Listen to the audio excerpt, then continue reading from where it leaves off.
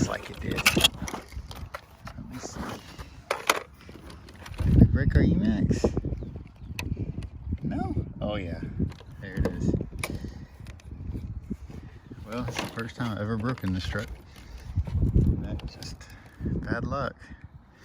There it is. It's a broken front arm. Looks like the hinge pin's still good.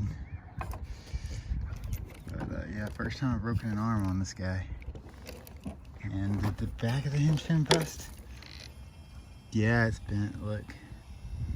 See it? It's bent. We can bend it back. Anyways, might as well finish it off right. Very bad idea.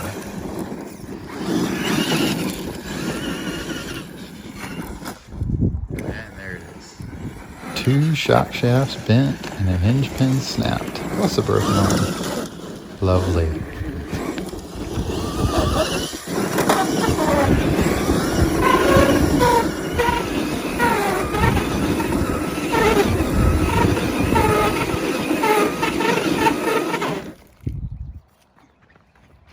There we go. We'll get her fixed up. All right. Okay, so basically broke, bent, parts scattered all over the track.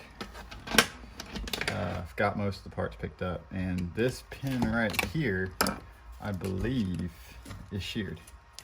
Yep, sheared straight off. I don't know if you can see that, but it'll focus here.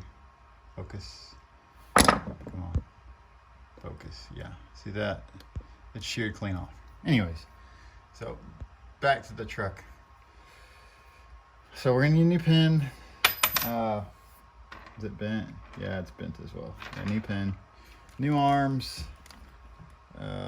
new shock shafts at the very least. Most people would do the upgraded hardened shock shafts, and that'll kind of prevent this, especially if you go with the RPM arms for this truck. The RPM arms are great.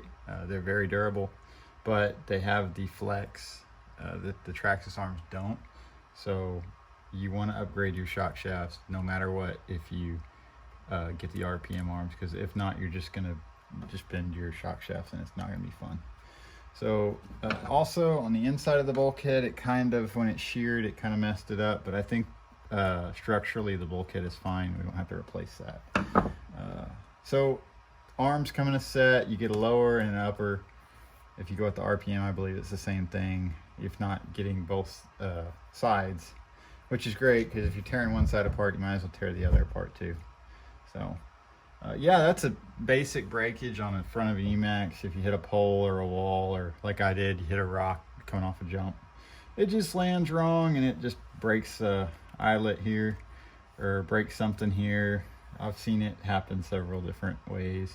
Breaks the bulkhead, but in my case, it looks like the bulkheads are fine. In the old days, it would have been a bulkhead with the old black plastics. They weren't as strong.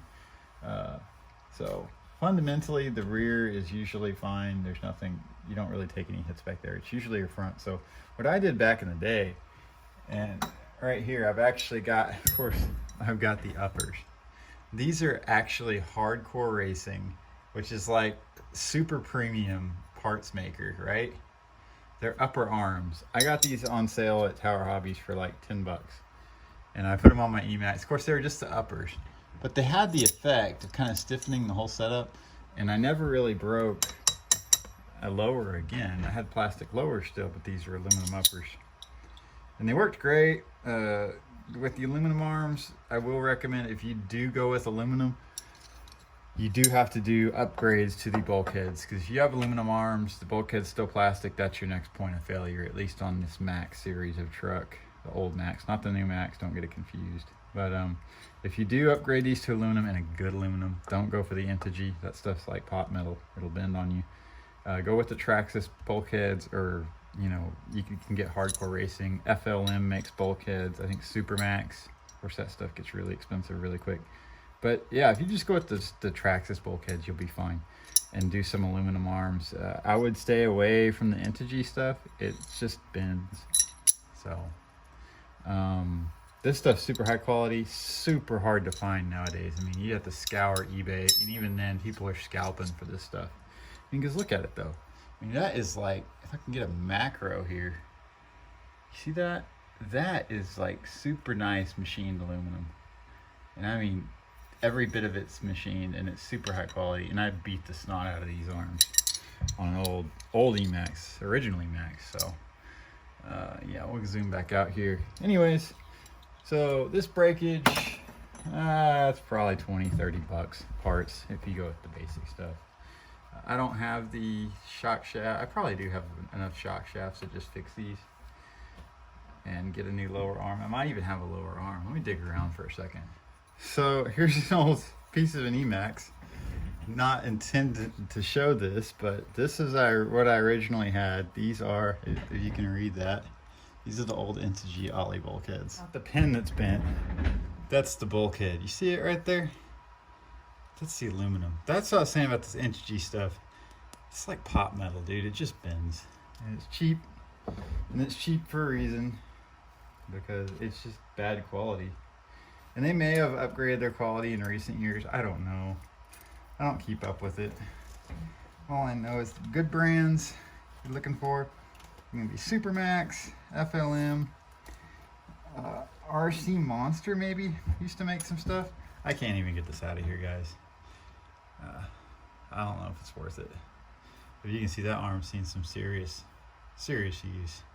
And this is old. This came off of the 3906, the old E-Maxx. Not even a 3903. So, but I think the arms, they're exactly the same. And they're also unidirectional, so you can mount them either way. Yeah, it's the same exact arm. So if I can figure out a way to get this off here, find me some shock shafts, we'll be in business. But I don't think I have time to do that today. Just want to show you what happens generally on E-Maxx when you hit something just a little bit wrong. Nothing, too extreme. Other cars would just laugh at it. The E-Maxx just breaks. And that's the same for the T-maxx too. Any of the Maxx, old Maxx series trucks. So you gotta live with it. It's just the way it is. It's part of the platform. It's part of the nostalgia. It's gonna break. Anyways, guys, thanks for watching. I'll see you in the next one. Bye.